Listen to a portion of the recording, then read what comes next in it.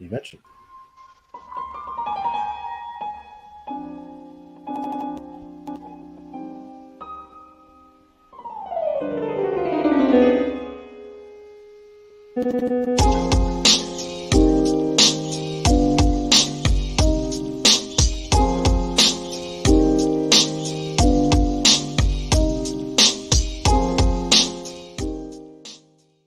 Ride home with me that afternoon, and I said, well, yes. And I said, well, why are you going home this afternoon?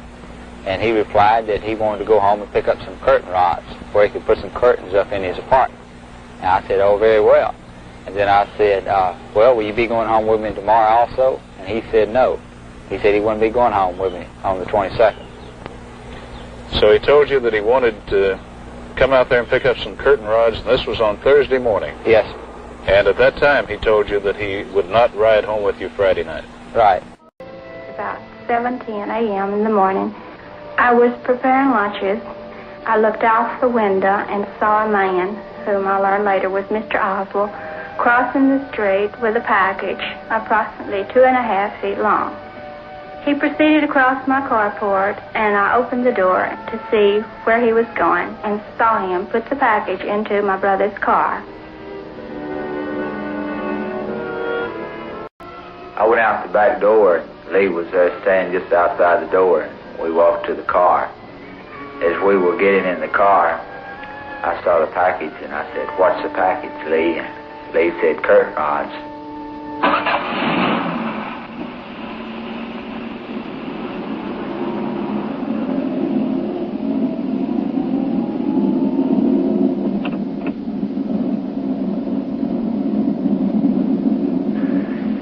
And the only comment that was made on the way to work was about the babies and the weather. And I always managed to get some comment out of him about the children, because I say he seemed like he's very fond of them. And I asked him, did he have fun playing with the babies? And he says, oh yeah, and kind of chuckled to himself.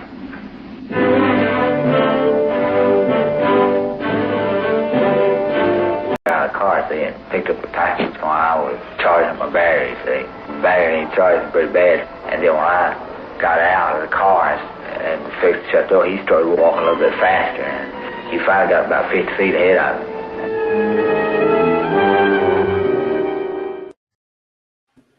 Wow. Okay. Wow, this guy, he needs subtitles, this guy from Texas. Apparently. Yeah. What kind of scurrilous character are you bringing into this? This is just a typical guy. He's an average guy. There's nothing to this story. This is going to be over in 5 minutes. Oh, okay. He just gave Oswald. Remember to subscribe, everyone. Yeah, it's a 5-minute show. Remember to subscribe. He just gave Oswald a ride to work. There's not much to this story. Okay. What could possibly happen here, Hunley? All right. Well, we got to cover everybody. So, sometimes it's a short show. Right. Fit in for YouTube shorts, and then we just call it a day. Right. I mean, this is, the FWB, Friday Without Barnes. We don't even know what to do. No kidding. Well, you know what everybody else can do? Somebody is saying in the chat they could amber the like button. That's become a new trend. I like that. You hit it. You don't punch it. You hit it. Right. You just smack that like button around. Use the handle. Smash the handle. Exactly. Yeah. Okay, so the gentleman, and I can't seem to get his name in order. Is it Wesley Buell or Buell Wesley? It's actually Buell Wesley Frazier. This guy's as country as they come. Buell Wesley Frazier. Yeah, not Buell. Right. It's not even Buell. It's Buell Wesley Frazier. Like John Wesley Harding, the Dylan song. Got it. He could have made it about Buell Wesley Frazier, but he didn't. He chose John Wesley Harding. Okay. Well, probably easier to say and sing. Right. Otherwise, he would have picked him. Yeah, I mean, there's really, he just gave Oswald the ride, and he told the police that the package, the gigantic package in his back seat was, as what Oswald told him, was curtain rods. And that's carry those around. Yeah, he said he had to bring curtain rods to work because he wasn't going to come back. He, was the guy who gave Oswald the ride to Ruth Payne's house every Friday so he could stay till Monday because his estranged wife and children were living with Ruth Payne. Just to understand the geography, there may be a couple of photos of the houses This is in Irving, Texas. This is the equivalent of living on Long Island compared to New York City. Yeah, this is the corner house of the Randall family. And the Randall family was the married name of the mother. His sister is Essie Mae Randall, who that's her married name is Randall. The mother lives there as well. Her mother, their brother and sister. So you have Essie Mae, Ellie Mae Clampett, or Essie Mae Randall. Any way you want to slice this thing. And then you've got Buell Wesley Frazier. He's living there. The mother's living there. I just want you to take a look at this picture for a second. If you could blow that up. Sure. Because I'm going to tell you this. Look at this guy. I just want you at home to look at this guy, and I'm going to tell you his nickname. Now, he's 19 years old here, so I just finished reading his autobiography, which is why I wanted to move Frazier up on our JFK series, because he's got a new book that just came out, and it's a book that he claims he didn't write, even though it's his autobiography. His handlers emailed him questions that he answered, and they transcribed into a book, just so you know, about his new autobiography. And his handlers are a guy named Russo. This is really interesting. It's a guy named Gus Russo and Dave Perry. Now, Gus Russo is a lone nut. There's Gus Russo, a real good-looking, honest-looking guy. Russo is one of his handlers. He's a mob journalist who writes about the mob. And he also writes about JFK. He believes, Oswald, like Gerald Posner, was the lone assassin. He was the investigator for the two-part PBS, Who Was Lee Harvey Oswald, this hatchet piece they did on Oswald on the American Experience. I think it was about 5 or 10 years ago. This is Russo, really a guy who's a deep state adjacent journalist, as we call it. So Russo and a guy named Dave Perry from the Texas School Book Depository Museum are the two handlers of Frazier. And it kind of reminds us, Eric, of a guy named Dan Moldea. Now, Dan Moldea, as you recall, was another guy who was a journalist who wrote about the mob. He was the handler to a guy named Thane Eugene Caesar. And he blocked everyone from getting to Thane Eugene Caesar, the assassin of RFK, including his son, RFK Jr., who Moldea tried to shake down for $25,000 to interview Caesar, who died less than 2 years ago. So excuse me? Busy people. Right. Well, they have these guys. They don't let them just drift around in society. They handle them, quote unquote. These journalists handle them. And they write articles about them, or they, in this case, transcribe books for them. And in this autobiography by Frazier, he starts out by saying, "I am not a liar. I always tell the truth," which is never a good sign for an autobiography. And then he quotes some random biblical passage, and the book begins. And I went, "Oh my, that's kind of a weird way to start." So just show me that picture again of Frazier, the one you had up there, because I just want the audience to see this photo that you just put up. Sure. The black and white one. This is Russo. Oh, Frazier. Sorry. Frazier, yeah. Show me the one of Frazier again, because I want to tell you something about this guy. If you could blow that up a little bit. The guy, his nickname, because I believe in nicknames. I believe people's nicknames when you're kids have power. Stick with you. Not just stick with you as a nickname, but they have meaning. They have meaning. Buell Wesley Frazier's nickname as a kid was the Weasel. Dirk is close. Right. Rizzo the Rat. He was nicknamed the Weasel. And by his own admission, these are his quotes from the book, "I had the uncanny ability to do something bad to someone and not get caught." This is, now he's not talking about ancient history because he's 19 here.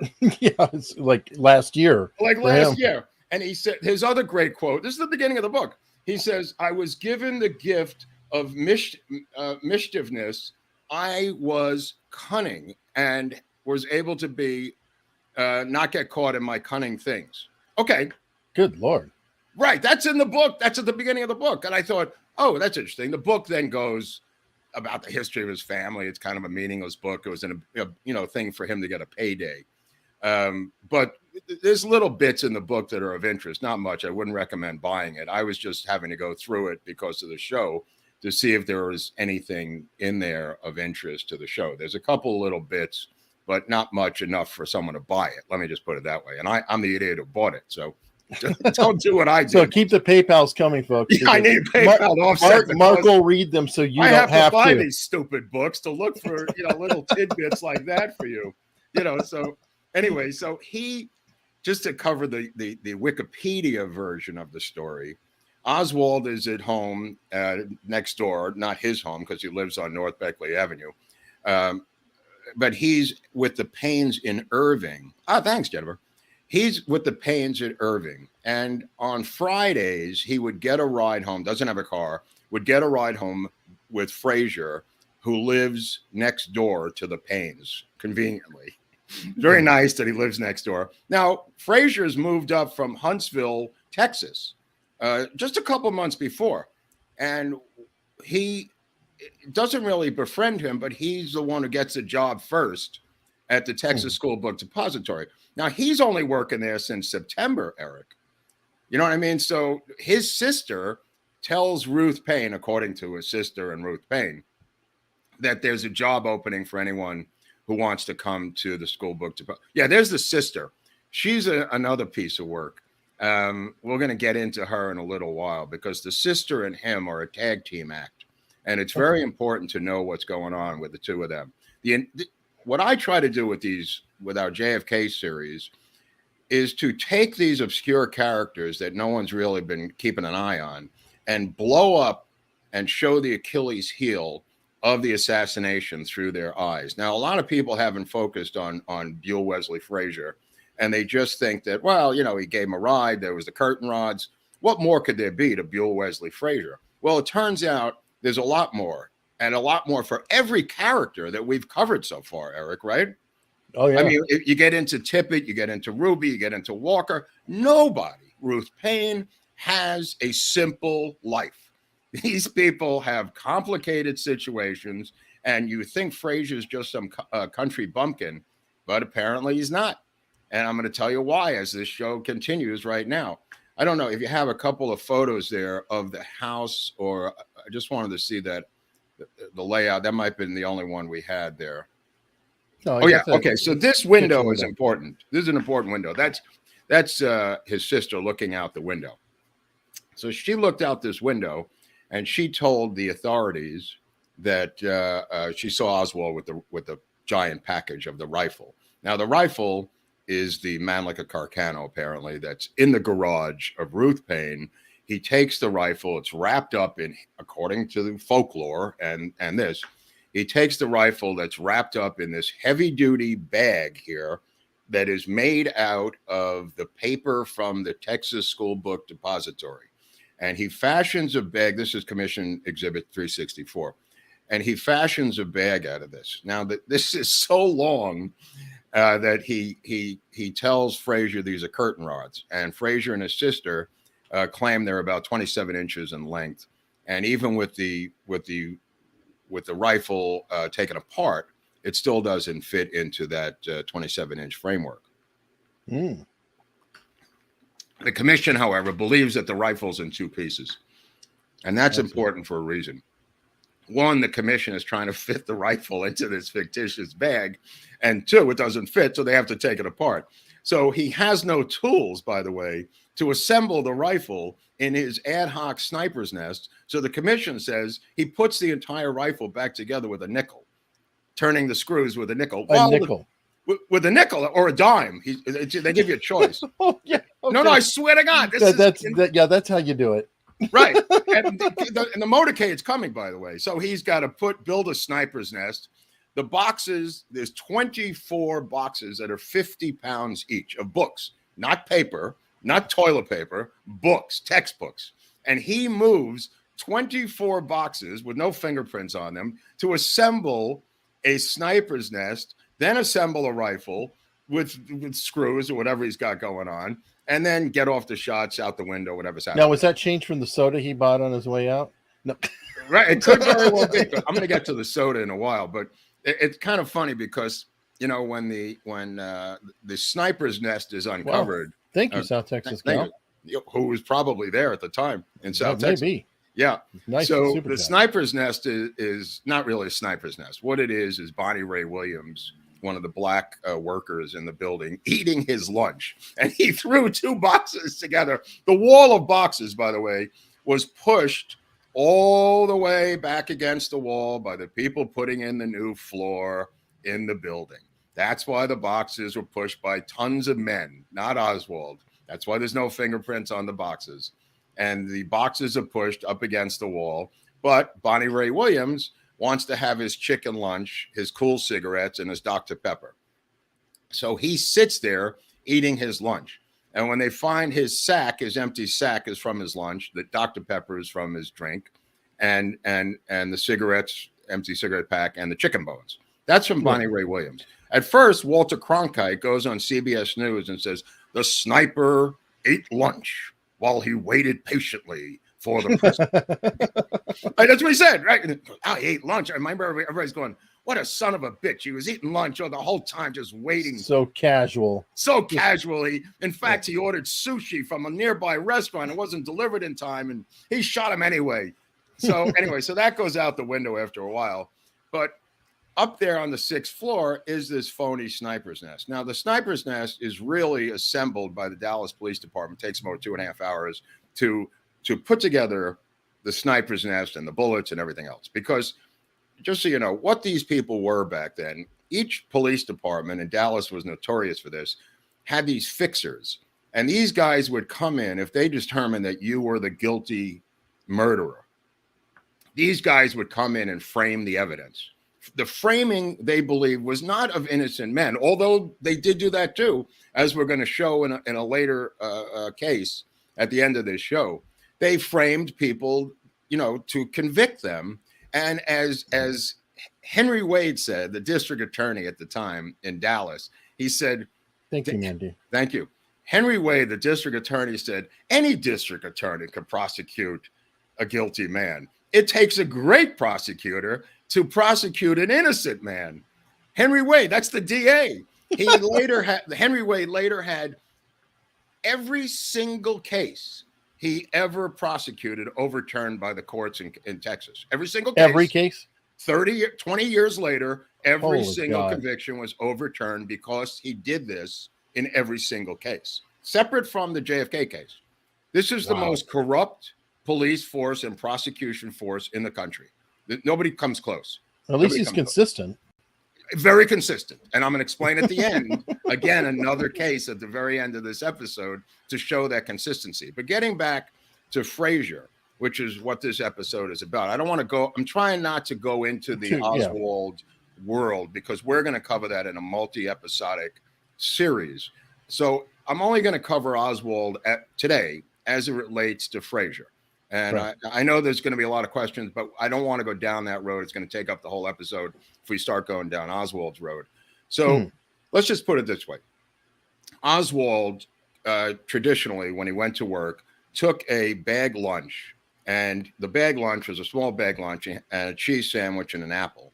Now, when Captain Fritz is interrogating him at Dallas Police, he says, did you bring this bag with you with the gun and curtain rods? And he says, I don't know what you're talking about. And he says, well, what kind of bag did you bring? He said, I brought my bag lunch.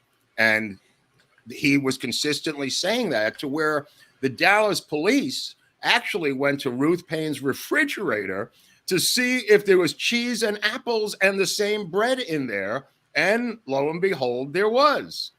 Oswald said, he could have said salami, but he didn't say salami. He said cheese, the apple, and this type of bread, which is what his lunch was. So Frazier says he brought this giant package with curtain rods. Okay. So they're taking apart Ruth Payne's house, as we discussed in the Ruth Payne episode. And that involved Buddy Walters, one of the top Dallas police. And they took away her lesbian films, as you recall, and the projector and all these cabinets that file cabinets that had the names of all the communists in Dallas, by the way, because of their side hobby of being working for adjacent to lesbian films. Adjacent to lesbian films were these cabinets that they took also. Okay. So as they're loading them into the street, a woman drives up, and it's Essie Mae, and she says, "Hi, y'all." She says, "You know, my brother, Buell Wesley Frazier, works at the Texas School Book Depository with this suspect I heard on the radio, and he drives him to work with curtain rods." And they go, "What?" So they come back and they go to her house, and they go in and they said, "Where's your brother?" And they search her house, and they go into there's the door to the garage, to the carport, not garage, a carport. I'm sorry. This is inside their house, the carport from the kitchen. So the police go in and search her house. Now, in his room, in the closet, is a .303 British Enfield and tons of ammo. This is Frazier's closet, right? And they take Now they take that Enfield. Now, a British Enfield is found on the roof of the Texas School Book Depository, and it's filmed by Dallas News Services being lowered down the fire escape with Dallas police, and a crowd this is actual footage. A crowd circles the police, and they're examining the rifle that you see them bringing down from the roof on the fire escape, and it's a .303 British Enfield, same rifle. Okay, so they seize his rifle, and they go, "Where's your brother?" And she says, "Well, he's at Parkland Hospital." You go, "Parkland Hospital? That's where the president is, and what's he doing there?" He's visiting his stepfather, who has had an operation, had a heart attack. Stepfather, who's a complete alcoholic, who beats him up all the time, beats his mother. That's in the book. And a guy calls Pappy. Pappy has a heart attack, so he's visiting Parkland to visit Pappy. So they go to Parkland, and they go, "There's no Frazier here. There's no Pappy." Turns out she had the wrong hospital. He was at like Irving Medical Plaza or something. So they go over to Irving Medical Plaza, and there he is, right? And they slam him against the wall. They handcuff him, and they drag him down to the station. And he is the only man arrested. There he is. He's brought into the station house. There's a shot of him. He's arrested and charged with the murder of the president of the United States of America. Other than Oswald and later Clay Shaw, there's only 3 people, and he's one of them. And he is considered the major suspect in this case, is Buell Wesley Frazier. And I don't think a lot of people realize that at home, who this guy is. And we're going to get into that right now. Buell Wesley Frazier is then interrogated by Captain Fritz and by a guy who is a detective in this case. And his name is going to come up, and his name is Gus Rose. And there's a photo of all of them, in case anybody ever doubts what I'm saying. This is a photo of Frazier there. They brought the minister. There's Essie Mae. And the number 1 in the back is Detective Rose. Now, Detective Guy Rose is the lead detective in this case. And he's the guy that supervises what's going to happen next, because they interrogate this is on late Friday night in Captain Fritz's office over here. They begin the interrogation of both of them, of his sister and him. And they grill him about his gun. They grill him about working in the Texas School Book Depository. They grill him about everything. And they finally let him go, right? And as he's going home in the police car, they get a call on the police radio to bring him back. They're not done with him. They want to do the lie detector test on him, Eric. And they bring in a lie detector expert, and they begin to hook him up to the lie detector, and they watch him through a 2-way mirror.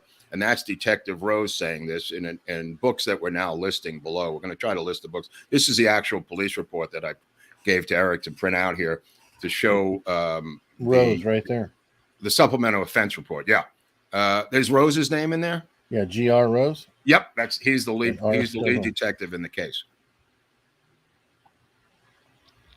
Nice. Now, the reason this is important is because they threaten Frazier with the electric chair in Huntsville, Texas. They scare the living shit out of him. They accuse him of being in on the plot. They said he worked at the Texas School Book Depository. They said he's got the rifle that matches the rifle on the roof. They scare the crap out of this kid, and he's 19 years old, or at least we think that's what happened, because all of a sudden this curtain rod story comes out of nowhere after this double encounter. This double encounter with Dallas police. This curtain rod story now appears. Now you say, well, why curtain rods? Well, it turns out that Buell Frazier tells the Warren Commission in 1964 that and this is not in his book, which is kind of interesting because it lists all his kid jobs in the book. Remember the jobs you had as a kid, Eric? Yeah. Right. So do I. You had this job, you worked here, you did this crazy job, whatever you did, right? Well, there's one job that's missing from his book. And I don't know if it's real or not, because he's a pathological kind of guy who, by his own admission, did not always tell the truth, but says he always tells the truth. The weasel. Weasel, right. And he gets people in trouble and never gets caught. That's his MO. So at one point they make moonshine at church, and everyone gets drunk on moonshine. He helps make this moonshine, and they put it in the punch, and everyone gets shit-faced from the moonshine. That's his pranks that he did that never got caught. And his mother said, "Did you do it?" And he goes, "No, Mom, I didn't do it. I think Billy Johnson did it." And he blames Billy Johnson for creating this moonshine punch and getting all the parishioners drunk by accident. Okay, so he tells them, look, I don't want to go to the electric chair. What do I have to do here? And they, grill him, and they tell him over and over again that you're a suspect. You've been arrested.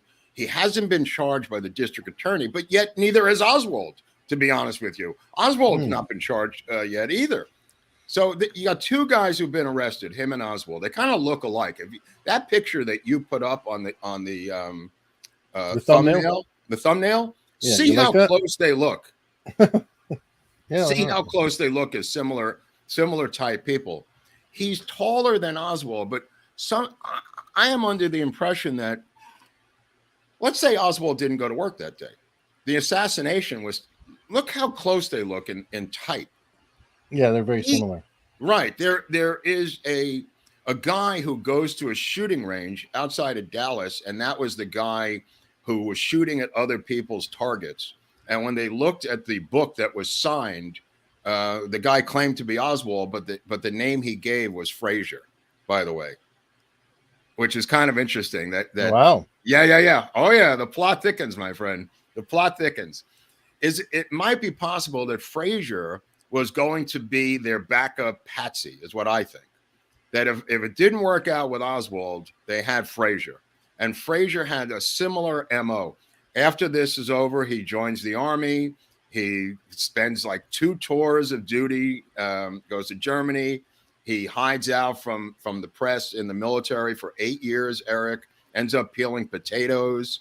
He's protected by a officer who stops him from going to Vietnam for no reason, that even Frazier doesn't know why he's not sent to Vietnam, Eric, in 65. You know what I mean? Mm-hmm. So there's some weird stuff going on with Frazier. So dig this. So Frazier's scared to death. Frazier might be the backup patsy in this case.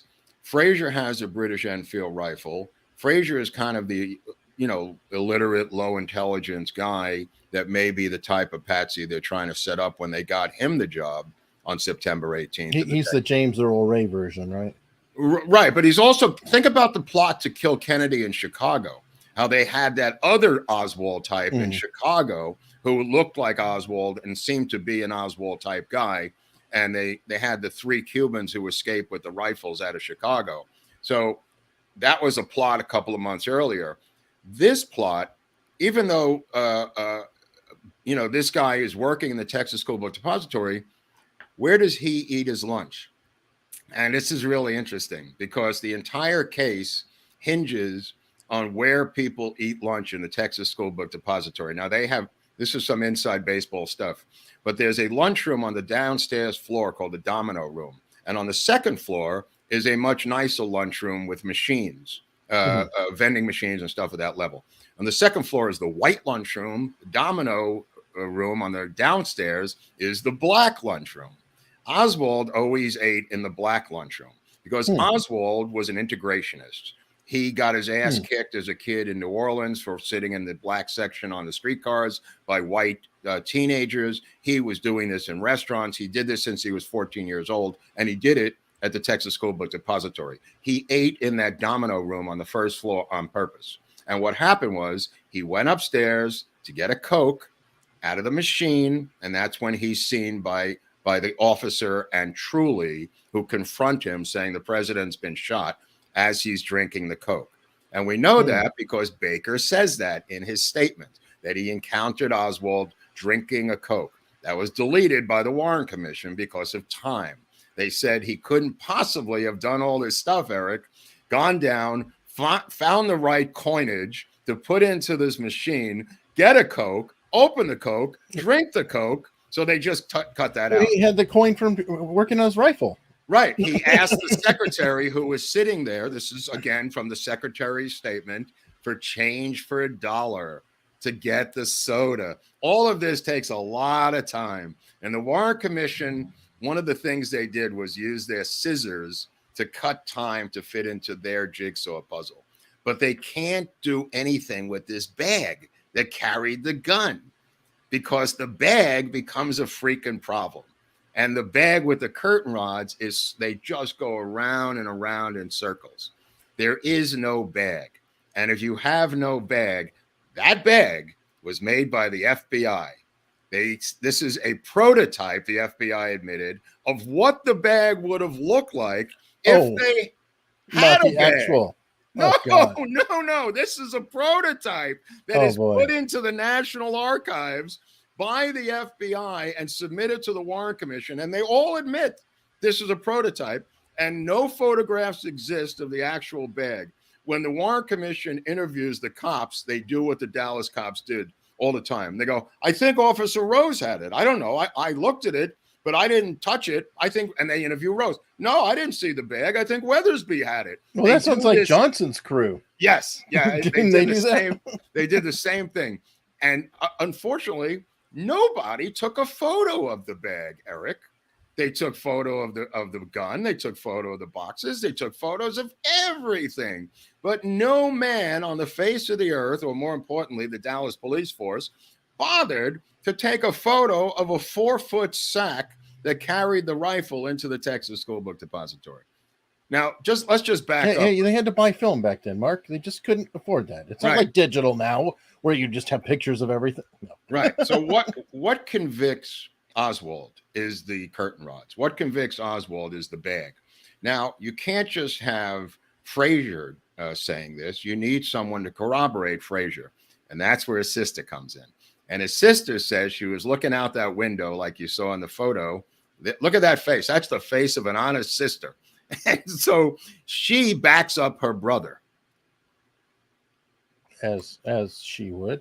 As she would. Was looking out the window. Right. She's looking out the window and she sees Oswald bring the giant bag under his arm, cupping it, Eric, cupping it like down low. And the rifle is straight up, but it doesn't pass his head. It only comes shoulder high. And Oswald's about 5'8", 5'9". So this doesn't really work mathematically, but they do the best they can. And they're sticking to their story that Detective Rose, I believe, gave them. And Detective Rose came up with this thing. And the job that I was telling you about that he mentions to the Warren Commission, but he doesn't mention in his book, he says, as a kid, he worked in a department store and he handled curtain rods all the time, coming in fresh from factories in bundles, the same as the one that Oswald carried. That's how he knows curtain rods. He's an expert in curtain rod transportation, shipping, and bundling. I swear to God, he tells this to the Warren Commission. Now, there's nothing in his book about this teenage job that like I said, you remember the jobs that you did as a kid. Wow. Right. Wow. That's a great wow, my friend. So what happens is his sister backs him up. And because of the curtain rod story, Captain Fritz goes to Oswald and says, did you get those curtain rods? Of course, he's got curtain rods in his apartment that he's renting. So that went out the window, the fact he already had curtain rods. So Frazier says he was bringing Frazier says he told him he was bringing the curtain rods to work for another guy who needed curtain rods, Eric. Yeah, because that's what people do. You know what I mean? So you go, well, he's a bullshit artist, Oswald. He'll come up with anything, that Oswald, to try to get the gun into the building. And you just go, that's a pretty good story. Maybe Oswald did have the bag. Maybe Oswald did manufacture it from the paper of the Texas School Book Depository. Then the problem starts. Now here's where the story gets interesting, if you're ready at home. When did he take the paper from the School Book Depository home to wrap up and create this bag, this giant, thick paper wrapping bag? Well, nobody saw him take the paper. Somehow Frazier is right. So shouldn't he have seen him right? take the paper home? That's what they said to Frazier. Did you see him taking the paper home the week before or 2 days before when he didn't give him a ride? Because he only gave him a ride on Fridays, Eric.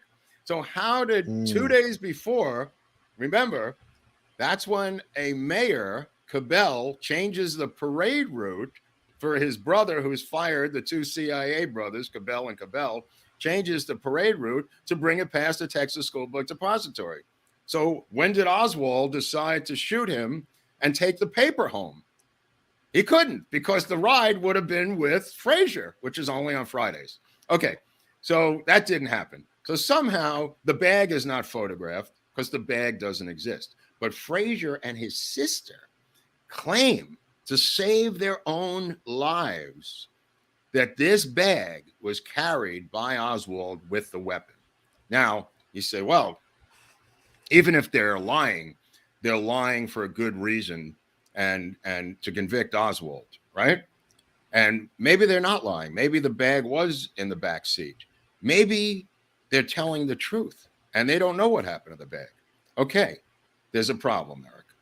There's a problem. And it's the mother. The mother told the FBI in a 301 report, she looked out the window and Oswald showed up for his ride and his hands were empty. And that's not good, Hunley. That's not good. And on the other end, when they arrive at the Texas School Book Depository, the guy on the loading dock, the first guy they encounter is a man named Jack Doherty, who testifies before the Warren Commission that Oswald came into the building that morning and his hands were empty. Also in a 301 FBI report. Trouble. That's trouble. You have two corroborating witnesses saying the opposite of Randall and his Randall and her brother. That's really tricky. That's really tricky. So they bury those two 301s, but they exist. I've read them and I have them. Those are buried. Now, the bag doesn't exist. Oswald claims he took his lunch with him and it folded up and it slid into his jacket pocket. Just a sandwich of the apple he put in the pocket. It's corroborated by the mother. So now what do we have?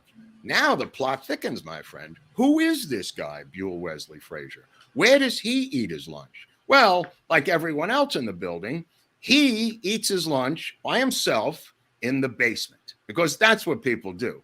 Right by the switch, the power switch for the building.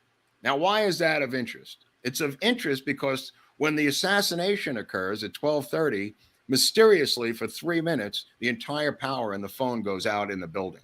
About 2 minutes. The phones go dead and the power goes out.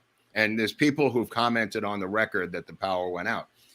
How could the power have gone out unless there was somebody turned off the power? And who was down in the basement eating his lunch? Buell Wesley Frazier next to the box. Now, you can say whatever you want. Maybe it's a coincidence that the power went out. I don't know why this guy was eating his lunch in the basement. He says he preferred that. The whole thing doesn't make any sense.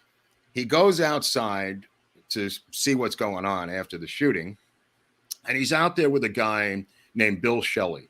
And you go, who's Bill Shelley? Bill Shelley is the manager of the Texas School Book Depository. He's the guy who runs the day-to-day workers and everything. He's the main guy.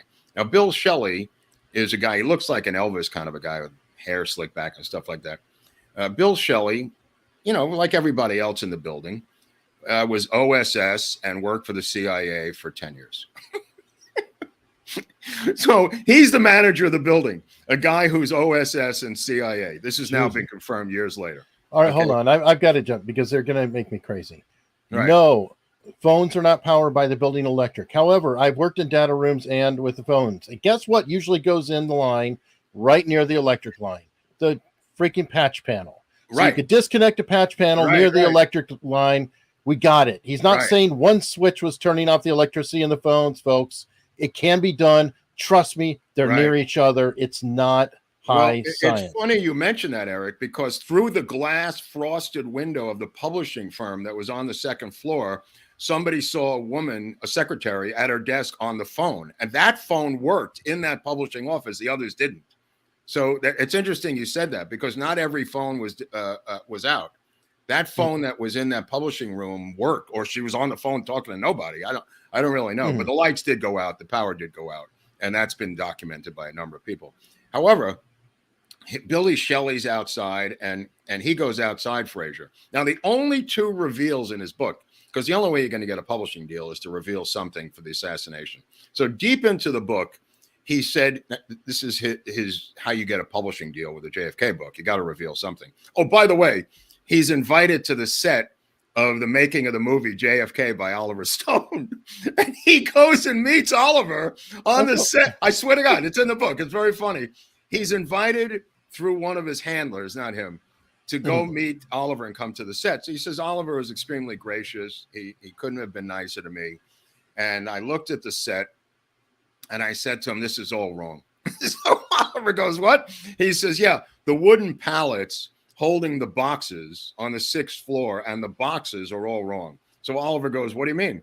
He says, well, you've got all these clean, nice boxes here, nice and square, but a lot of them were irregular sized and not all brand new. And the pallets, the wooden pallets, were all beaten up and nails flying everywhere. And Oliver goes, thanks for coming by. He shakes his hand, wishes him the best of luck, and says, okay, whatever. And he never comes back. But I thought that was kind of funny. But anyway, in his book, he reveals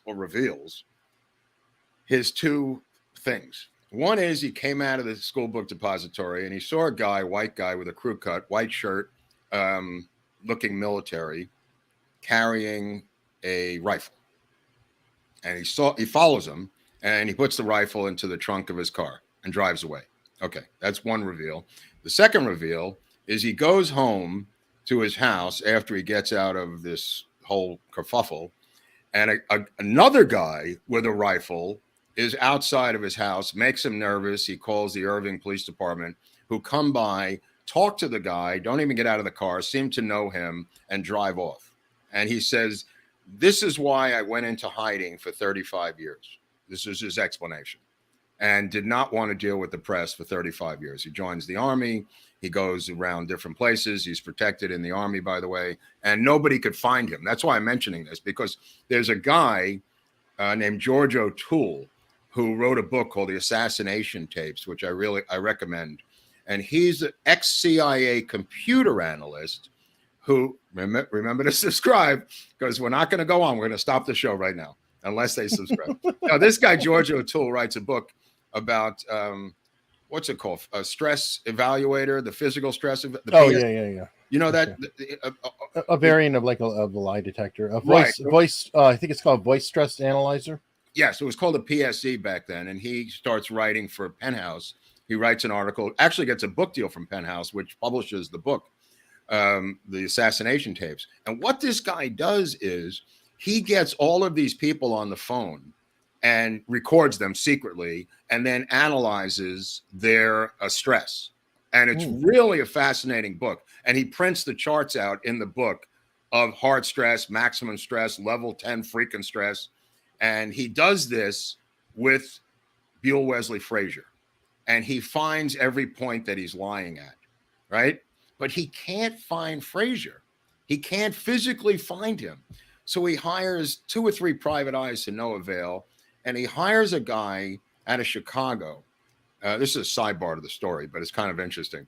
He hires a new guy who's got a great reputation out of Chicago to finding people. And this guy finds him in 48 hours. After all these couple of years, a year and a half. He earned his reputation. Right. And that guy's name was Anthony Pelicano. Anthony Pelicano will later go to the federal penitentiary for wiretapping Hollywood producers and studio bigwigs, including goes to prison with John McTiernan, the director. Die Hard director. The director of Die Hard goes to prison with Anthony Pelicano for wiretapping Hollywood executives about their movie deals. Pelicano recently got out of prison from that beef, and I found it shocking that in this 1977 book, the guy he hired was a brand new guy named Anthony Pelicano. Wow. Very fascinating. Very fascinating. That might be a good story, McTiernan and Pelicano. That's a great story. That's a great story. Well, maybe we should do that. Okay, well, that's something we could definitely do. And Pelicano is back in business again. He had his license removed, but he still has some sort of a security agency now, quote unquote, in Hollywood. Well, he could be a consultant. Yeah, I mean, it's like bodyguards and stuff like that, you know.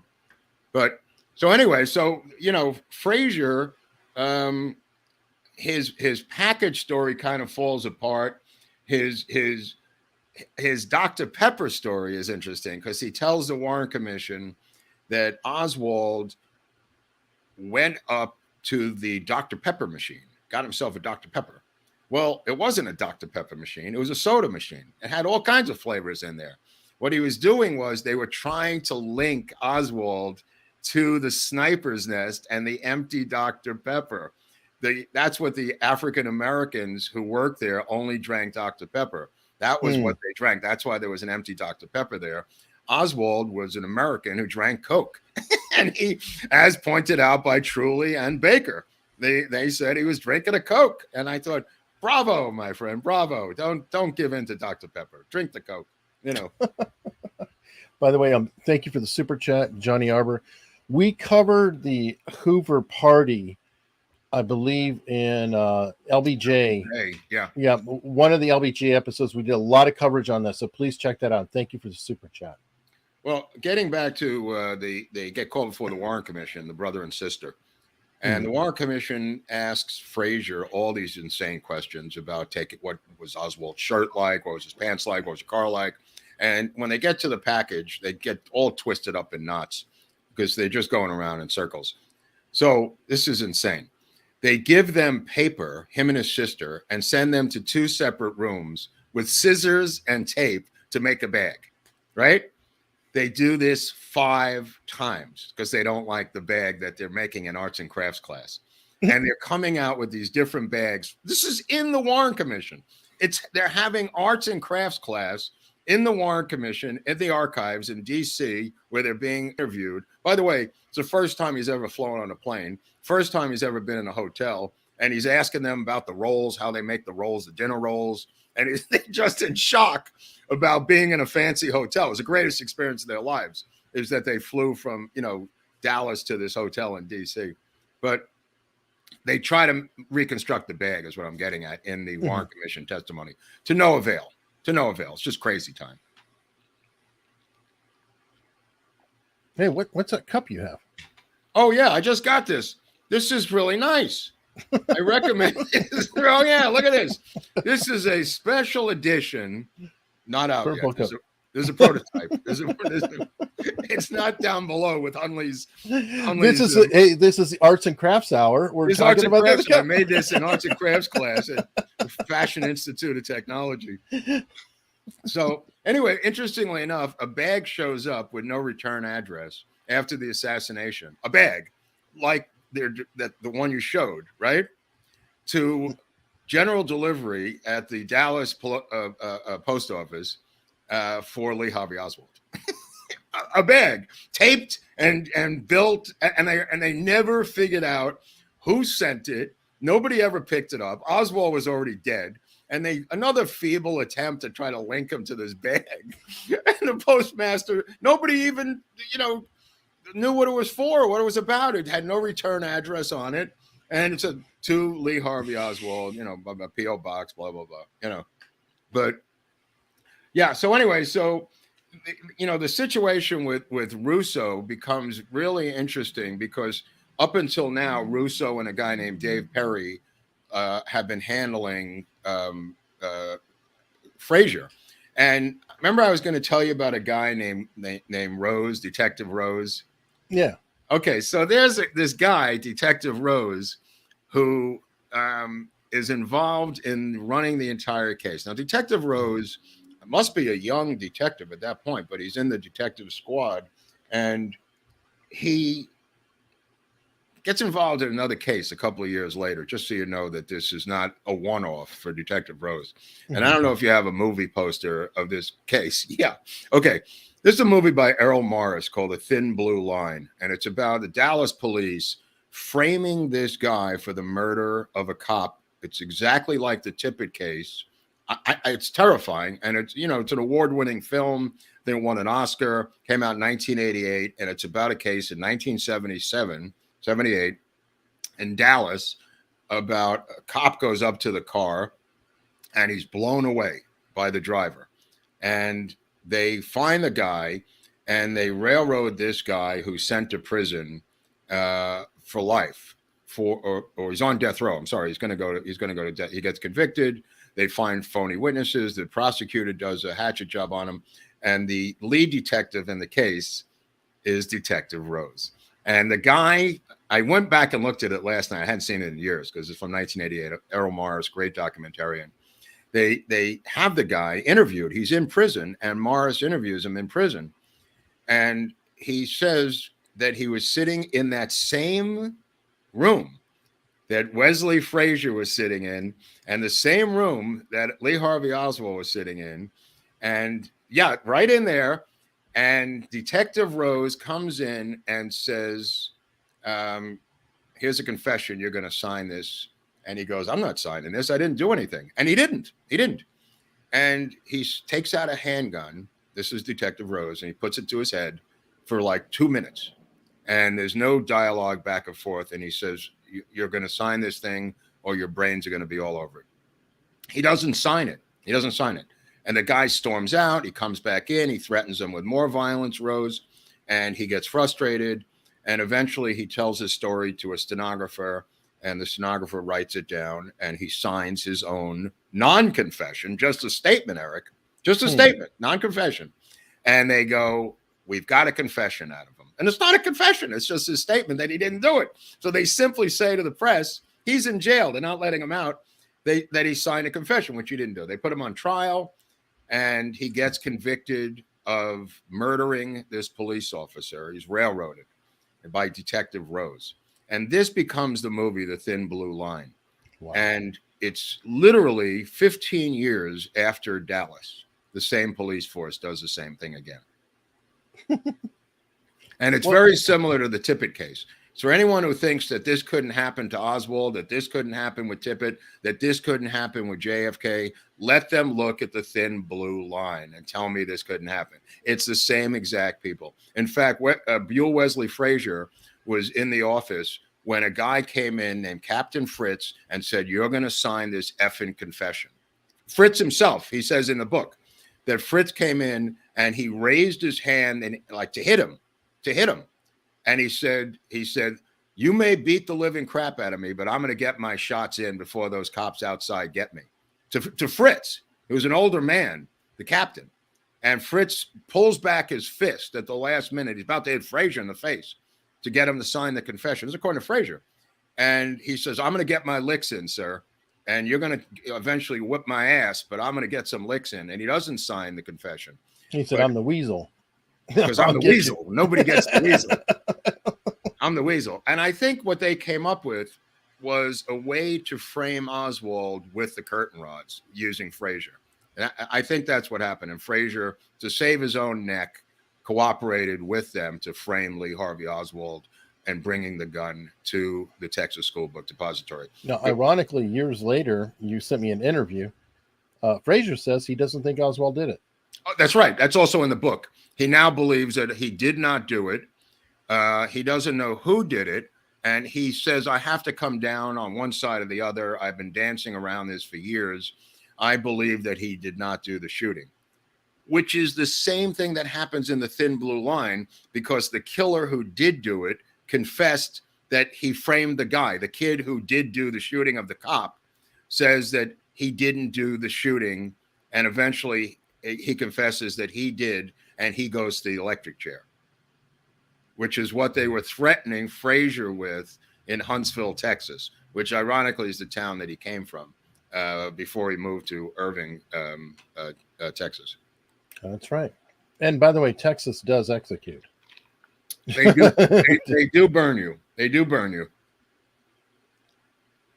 Let's see what else we got here. You got Jack Doherty. You got the psychological stress evaluator, which I really like. I recommend this book, The Assassination Tapes, if you really want to get into it, with this guy, George O'Toole. I don't know what happened to the guy, but it's a great book about the assassination. And I think Eric's going to put some books down below. Yeah, the links are all in the description for pretty much everything we talked about is in multiple books. Those links are here, as well as a couple websites you may want to check out too. All are in the description. Oh, they are. Okay, that's good, because, you know, I'm not making this up. What I do is cross-reference some of the 300 books that I have PayPal. If I could just get more PayPal, the situation would expand itself. But what I do is I go through the index of all the different books, like with Frazier, when we're going to do a show, I go through the index. And this book here, Steering Truth, he looks like Dick Van Dyke, doesn't he? Kind of. Like an older Dick Van Dyke. But apparently becomes a Little League coach. And his military career is really unusual, Hunley. It kind of parallels yours.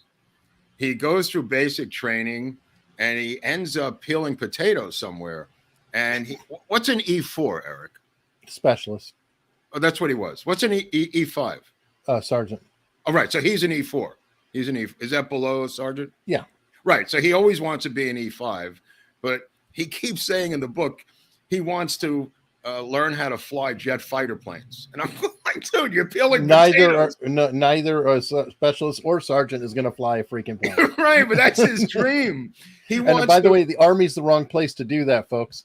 Right. He tries to get into the Navy, but he ends up in the Army. And he's supposed to fly these, or supposed to, that's his dream. And he wants to become a helicopter pilot, of all things. Okay, that's Army, yeah. Right, Army helicopter, right. But he says, I want to go to Vietnam, but they won't let me. I'm going like, yeah, there's a big block to get you to not go to Vietnam. They were stopping people left and right in 65, especially out of Texas. No, yeah, I'm sure. Hey, thank you, Dan Davis. The boxes were wrong. Imagine the weasel having a secret that big. There's the weasel having a secret that big. Yeah. Let me tell you something. There's 3 separate photos of the 3 different configurations of the boxes. If anybody wants to, I'm talking about the boxes of the sniper's nest, because they took Bonnie Ray Williams' eating nest, and they configured that 3 different times for photographs. Now, of course, as many of you know, as we discussed, the Mannlicher Carcano is a clip rifle. And when the clip is empty, the clip is ejected from the rifle. And when they take the rifle, there's no clip. Oddly enough, the clip doesn't appear till literally a year later in the Warren Commission report, because the clip that Lieutenant Day takes outside, the rifle has a clip in it, and the clip cannot go in without bullets in the clip. Which they claim there's only 3 shots. That means that Oswald did not take a full clip, or whoever did that shooting with that Carcano, which is nobody, they did not take a full clip that day, thinking I only need 3 shots on this easy job. In other words, why would you take only a clip with 3 shots, Eric, instead of 6? Yeah, I have no idea, because right. well, you have time. That's what the well, because you're going to be busy eating lunch. You don't have time to load more ammo. Right. That's a good point.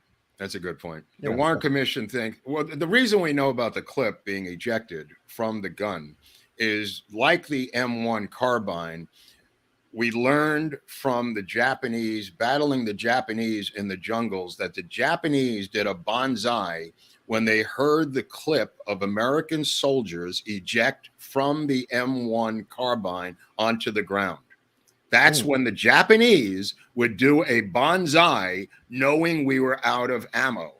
And that bonsai killed a lot of American soldiers, and a answer to that had to come up. And with the spirit of American ingenuity, they developed a clicker. Remember the old clicker? They used the clicker to lure the Japanese into a bonsai and machine gun them all to death. The Japs never did it again. The clicker was the duplicate of the sound of the thing falling onto the ground, and that deceived the Japanese, and became that issue went away. But the Carcano had a similar clip, and when it was empty, it's almost impossible to put it in without bending it into a rifle like the Carcano. The clip itself, it cannot go in without the bullets. It needs to expand. Crazy. And all you gun nuts at home, go crazy in the comments. We'll see what comes up. But this is somebody saying an M1 Garand. Right. That's right. He's right. Dirk Camp coming through. Is that true? Yeah.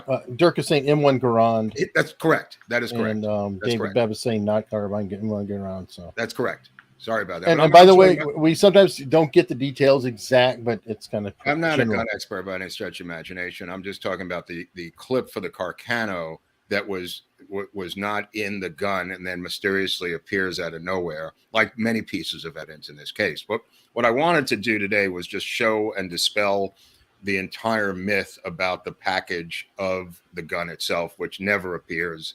It's not his gun. The whole thing's a myth. He means it affectionately, Brad. Who are you calling a gun nut? Yeah. It's an affectionate term, but believe me, he calls me many names too, and they're with love. Yeah, no, I have plenty of guns. So, I mean, I guess I'm a gun nut too. I mean, I have guns here, my friends. So anyway, I mean, experts really when I say gun nuts. But the lone nut people who believe that Oswald acted alone are no longer including Frazier, who now believes that Oswald didn't do it. And they've been to get back to Frazier for a second, about 10 years ago, they take him out of the hiding place that he's in and begin to parade him around to these Kennedy assassination conferences, Eric. They begin to put him at the Texas School Book Depository Museum, which is a deep state front museum that believes, again, the museum itself believes that Oswald acted alone. They now take him on these different conferences where he spouts his stuff, and now he's contradicting himself by saying he no longer believes Oswald acted alone. Now, we have a guy who did the same thing at the very end of his life, and his name was Lyndon Baines Johnson. So this is not an exact way to get out of the situation by simply saying at the end of your life you no longer believe that Oswald acted alone. Okay, for all the people talking about trees in the chat, there you go. It's a bonsai charge or banzai charge. There's a little Wikipedia article. Go ahead and click on that, and you can read about it. He's not talking about the tree. Oh no! Everybody's saying no, I'm talking about bonsai. Right, everybody's talking about no, bonsai's a little tree. What are you talking about? Well, that's really smart, you people. That shows you how smart you're. Really geniuses in that chat. Jesus Christ! Have you ever seen a John Wayne picture against the Japanese? Yeah, Hollis, we've established that in earlier episodes. But thank you. Thank you. Thank you. We have established that. Yeah, I mean, again, we're just going after some of the minor characters. We're going to get into George de Mohrenschildt next and Clay Shaw. We're building up to Oswald, and that's going to be the last one because that's the bulk of the story is going to be around Oswald. But we did LBJ already, and we've done the Pains, and now I'm trying to pick off some of these guys. But side characters. The side characters, but even when you look at the side characters, they're mega characters because without these side characters, the plot collapses. How do you get the gun into the Texas School Book Depository? Well, you don't. And that's why when the gun is found by Seymour Weitzman, he says it says German Mauser on it. It doesn't say man like a Carcano. Now, how would Officer Weitzman know that? Well, he happens to own a sporting goods store that sells rifles on the side. That's how he knows it says German Mauser. And that's why Walter Cronkite, the night of the assassination, says they found a German Mauser on the 6th floor. That's why they find a British Enfield on the roof. That's why Weatherby, in objection, Your Honor, Hunley is being argumentative. Overruled. Weathersby is on the roof of the sheriff's building, the county clerk's building, and with a sniper's rifle, and he's in the sheriff's department. He's their crack sniper, and he's unbelievable, as this sounds, gets his first silencer that week for his new sniper rifle, and admits to being placed. Not admits, I mean, it was established that he was on the roof of the county courthouse in the Dealey Plaza with his sniper rifle. Whether he shot anyone, I don't know, but he did admit that he had a suppressor. A noise suppressor, and I believe that suppressors for many of these weapons were just coming out at that time. Some people call them suppressors. silencers, whatever. But we've heard about that too. We've heard about that debate. I could care less about whether it's a suppressor. You can't do that because the sound. Most literature, most literature says silencer for the sake of colloquial argument. But this rifle is a plant. Look, when you look at the rifle that's in the Smithsonian, the National Archives rather, it's shorter than the one that Oswald supposedly bought from Klein Sporting Goods. The length isn't the same. It's two different rifles. The side swivels of the shoulder strap are different. His was underneath. The ones in the archive are on the side. A retard could figure this out.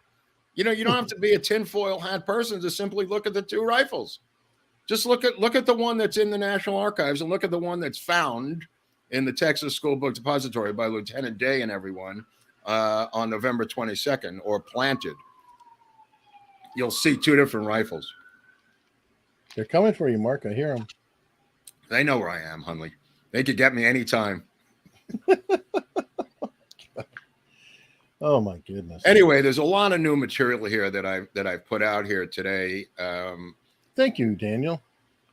That settles it. As a silencer. I thought so, right? I thought I was crazy. Somebody was arguing with me about suppressor. I thought it was a silencer. And a company, Werbel, there was a company called Werbel that made a lot of these, especially for the military or early on. What was the name of that company? Max Werbel or something, made a lot of silencers back in the day, in the early 60s. We'll find it a little later. But the point of the matter is, there were a lot of shooters in Dealey Plaza that day. That rifle's a plant. There were people in the Daltex building. I think they used a fireball, the Remington XL100, I believe is the handheld pistol that came with a suppressor at the time. I think that was the Grassy Knoll headshot was with the fireball, the short. I'd like to get one of those. They look like a lot of fun. Remington made that. And you say, well, Remington, what could they have to do with anything? Remington was owned by the DuPonts, which was the most right-wing political organization in America at the time, with ties to H.L. Hunt. And these prototype guns were being made for the intelligence people at that time, including the Fireball XL100. But that's a subject for another show. Right. By the way, Mandy P, there will be more Johnson from us. Yeah, there will be more Johnson. We haven't caught up because we're still at John JFK. There's still RFK coming down the line. So there's still Vietnam coming down the line. There's a lot of okay, I'll tell you a side issue in this thing. They're trying to figure out where Oswald bought the silencer from, and on the the scope of the Mannlicher Carcano, they try to trace the scope, and they trace it back to a firm in Hollywood that doesn't exist. So they find a guy who has an optician store, and he said, yes, I import them and I sell them to Klein Sporting Goods. He probably got it with the package with the rifle. So the scope, they're saying, came with the rifle. So when they are trying to find out where the scope came from in Hollywood, they're contacted by a lieutenant from the robbery division who says, I know where it came from. And his name in 1963 was Manny Pena. Who will later come back and be involved in the So RFKs. we have Manny Pena there, and then we have Thane Eugene Caesar was hanging out with the other dude who was running around the country. No, with James Earl Ray.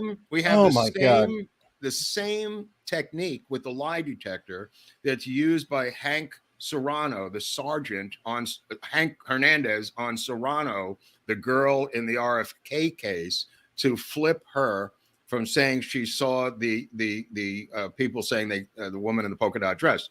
Sergeant Hank Hernandez was the lead lie detector guy for LAPD, and the same role is played by these people in Dallas, where they're using the lie detector to scare the shit out of Frazier and to flip him like they did Serrano 5 years later in Los Angeles.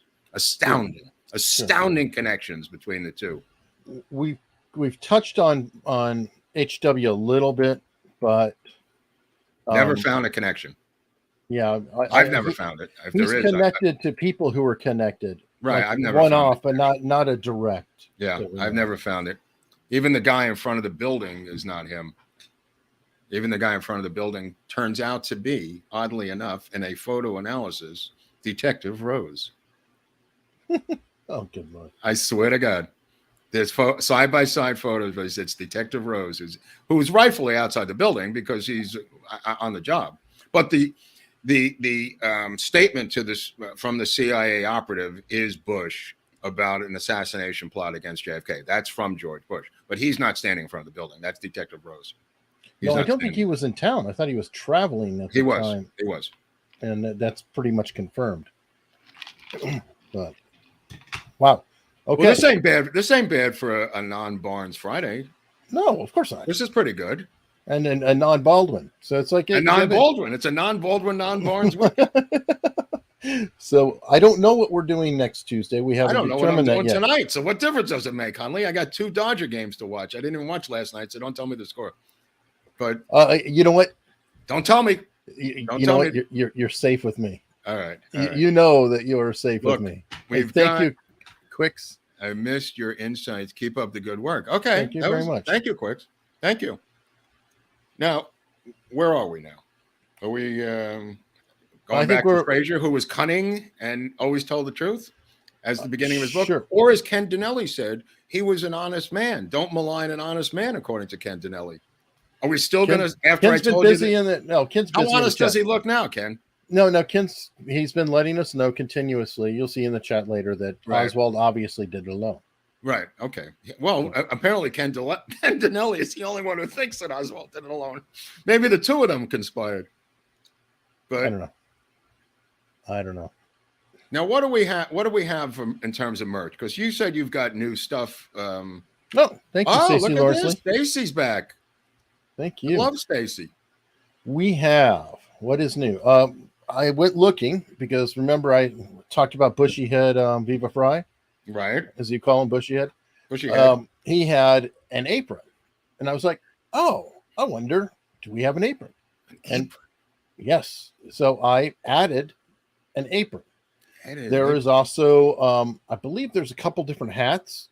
Like, I don't know. There's different hats in there. Just different stickers. Things. The teddy bear. There's teddy bear in there. A teddy bear and a it's called little a stuffed Groubert, from what I understand, right? Groubert. There you go. That is funny. Probably not on here. Probably not on this channel. If we want to stay in business. I have to vote at some. It's so funny. I went by the voting place yesterday in the past couple of days. There's nobody in there. It's just open all day long. There's not a soul in the place. Just staffed to the brim. Nobody's is Mark's favorite subject. No, something was taken out. Yeah, she was killed, shot in the head. They found her body in a swamp in Jersey. Dude, what is the obsession with this woman? I don't know, but she comes up in the comments. Right. Everybody loves her. She was a trooper. I met you. Wish I had heard this before. Thank you, Chris. Yeah. Thank you. That's right. Thank you. There's an honest guy. The guy acts like an idiot, a dumb idiot, simple. That's his act. Obviously, that's part of his act. But this guy, by his own admission, was a scheming liar and a weasel. So Bush was cleaning up after the Bay of Pigs, not running the CIA, on the ship Barbara, playing with his new oil company. No, he wasn't CIA until he wasn't the director of the CIA until the 70s. But he was working with the CIA from right. Well, Zapata Oil is a front company that was owned by the Bush family. Zapata is a front company, which actually ends up employing a guy named George de Mohrenschildt, which we're going to get into. We'll get into Bush. The Bush connection is going to come up with George de Mohrenschildt because he writes him a letter trying to help him before he blows his head off. And Bush says, I'm sorry, I can't help you. You've got the wrong number. And a new description for the weasel. Anna says this show is long. I don't know. Is it too long or something? Or I don't know. Maybe they're being playful. We're wrapping it up. We'll talk about the red button that people need to find. Somewhere on your screen, there's the red button. So definitely. Red Buttons was a great Catskill comic. Red Buttons. Good points. Thank you, Savvy. Thank you, Savvy. That was very savvy. 1999 worth of savvy. Oh, yeah. You guys have been great tonight. Thank you. We do appreciate it. I really like doing these JFK ones. I just don't want to do them all at once because it takes me a long time. Like just for this one, I had to spend 4 days. It really takes a lot of work, and PayPal. The work is, Thank difficult. You very PayPal. much, Thank you, Del Rio. Del Rio, McAllen. Texas. Oh, McAllen. Okay, great. Yeah, I have to go back and read everything and get. It seems like I'm just winging it, but I'm not. And we have to find photos and do all this stuff. So PayPal, the situation becomes really, I need time. This is Mark's subliminal notes. You notice that? I mean, he is obviously super subtle. I'm huge in Denmark. Can you do me a favor and just say, subscribe? Subscribe, please subscribe. Oh, there it is. Remember to subscribe. Look, if you subscribe, the subscription alone could feed a family in Zanzibar for over 3 months with prepackaged food. So I urge you to subscribe today so people in Zanzibar can live. But I could live in Denmark. Thanks, Johnny. Thank you, John. Denmark, I could live in Copenhagen. I could live in LA, barely. I could live in New York, barely. But there's very few places I could live in the world. But Copenhagen is one of them. And I don't know why we got a lot of followers from. Well, we got to go on a tour there. So PayPal. Dude, I would go back. It's two things they like in Copenhagen. It's blues and Jews. I don't have no idea why, but they love blues and Jews. And so do I. So do I. And I love Copenhagen. So I told you, I got off the train once in the station in Copenhagen. They had a huge fishbowl filled with condoms. And I went up to the information desk and I went, 13,332. And the guy goes, what? I go, that's how many are in there, right? It's a guessing game. And the guy goes, they have no sense of humor. So the guy says, no, you don't guess how many are in there. You just take as many as you're visiting Copenhagen. So I scooped, wishful thinking. I scooped up like 50 condoms and stuffed them in my pockets to no avail, obviously. But ouch.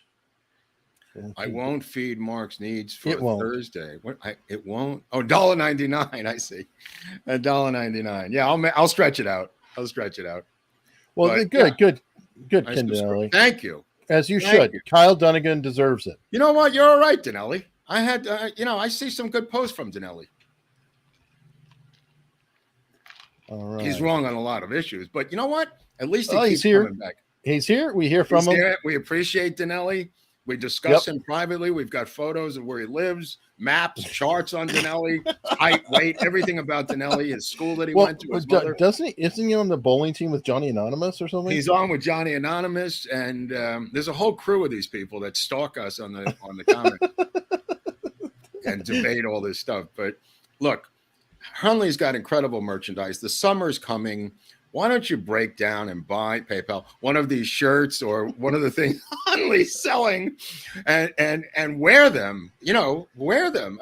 It'd be great if a group formed a softball team and then we made America's Untold Story jerseys. We have a softball team. No, they can buy right now America's Untold Story jersey dual color baseball shirt. Yes, is that true? Yeah, with a different sleeve color. Yeah. Oh, I had no idea. Yeah. So they can make a softball team. Right now. Oh, now they could be doing great. That's great. I was just kidding around. That's great, Hunley. That's great. Is there anywhere else we can find Untold Stories? Probably. You can find them on Rumble. This is also on Rumble, but unstructured.locals.com. Yeah. If you could join Locals, I think you'd get a lot of my secret private information of scripts and stuff that I've failed at my whole life.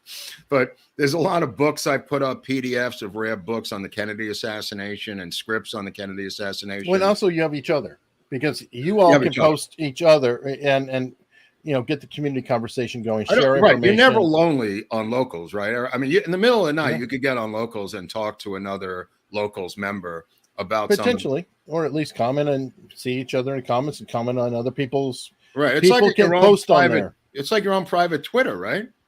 Kind of. It's like a Facebook. It's like a Facebook. A little bit. But the cool thing about it is, unlike, say, YouTube membership, which we do accept memberships, we just don't do anything because it's like all one way. Right. On Locals, you can post. And I want you to post. I know Mark wants you to post too. Because, I do? Oh, you do?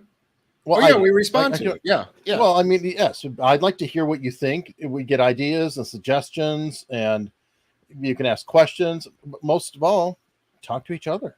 Yeah. And also there's the side benefits, like I mentioned, I put up there of these reading materials and photos and articles and other crazy crap from my own personal archives that I'm putting up on Locals because people are interested in this, Eric. Oh, yeah. It's fun. I think I put up the RFK script. I'm trying, Quicks. I'm trying. Okay, I'm not the best grifter in the world. He's doing the best he can. I know. I'm telling you. Hunley's in a wheelchair. He has no legs, by the way. For you people at home, he's the Ironside of the YouTube. He rolls around in a wheelchair. All right, and sorry. Version of your logo that has more contrast on, a bit more pop, more visibility. Love my hat. But the logo is a little nondescript. Well, it's because it is a fading flag in that. So right. I mean, it's like not as punchy, but right. It's supposed to be a little subtle, Mark. That's why we did it that way. So it's not like jumping out at the airport so they can arrest you. This is a little bit more subtle. Okay, so wear merch safely. Eric jerseys will get you assassinated. Certain gang. Yeah, I mean Lee Harvey. Thank you. Depending on the color of the jerseys. Okay. Oh, where's the MLB Stories channel? Oh, I'm sure Mark would love to do that. Oh, we would. Well, we did Alabama Pits. We did Alabama Pits. And somebody's been contacting me. We did Jackie about her pitching ability. Jackie Mitchell. Yeah.